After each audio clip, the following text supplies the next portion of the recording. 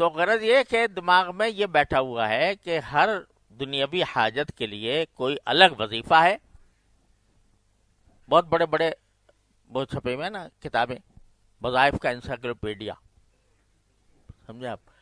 اب وہ سارے اس میں لگ رہے ہیں دلچسپی کے ساتھ سارا علم اس کا حاصل کر رہے ہیں کہ بھئی یہ کون سا وظیفہ کس کام کا ہے.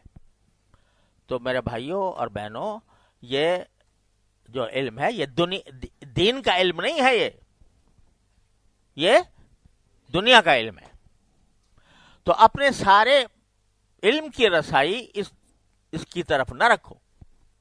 ایک مومن کے لیے تو جو سب سے بڑا تعویذ ہے، سب سے بڑا عمل ہے، سب سے بڑا وظیفہ ہے، وہ کیا ہے؟ 2 رکعت نماز حاجت پڑھ لے اور اللہ کے سامنے ہاتھ پھیلا دے.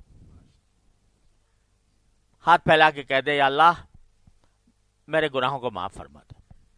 کیونکہ جو کوئی انسان کو مصیبت آتی ہے یا کوئی تکلیف آتی ہے تو بکثرت انسان کے اپنے گناہوں کی وجہ سے آتی ہے. ما اصابکم من مصیبت فبما کسبت ایدیکم ویعفو عن کثیر، قرآن کریم فرماتا ہے جو تکلیف بھی تمہیں آتی ہے تو وہ تمہارے اپنے ہاتھوں کے کرتوت کی وجہ سے آتی ہے. اور ویعفو عن کثیر، اللہ تعالیٰ بہت سے گناہ تو معافی کرتا رہتا ہے، لیکن کسی گناہ کی وجہ سے پکڑ بھی لیتا ہے، کوئی تکلیف آ جاتی ہے.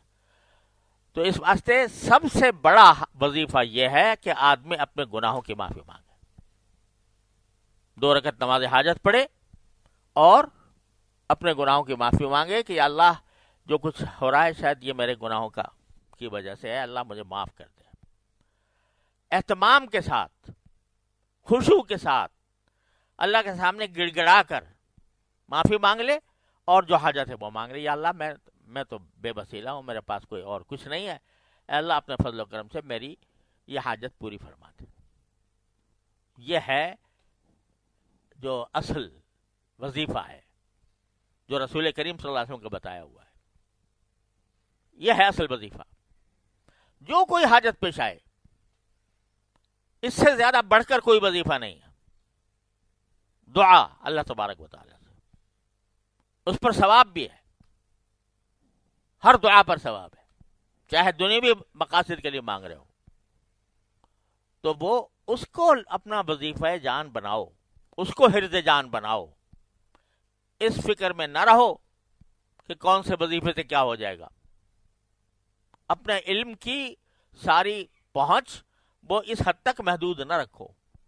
قرآن اس لیے نازل نہیں ہوا تھا